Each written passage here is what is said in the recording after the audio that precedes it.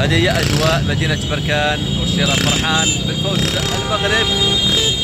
ما تنساوش خوتي البارطاج والاشتراك في القناة باش يوصلكم دائما الجديد عبر قناة عبد اللطيف القنوري. تحياتي للجميع المتتبعين ولادة بركان، الناس الخارج. ها هي بركان كما كتشوفوا، كلشي راه فرحان، كلشي خرج للشارع يعبر على الفرحة ديالو كما كتلاحظوا.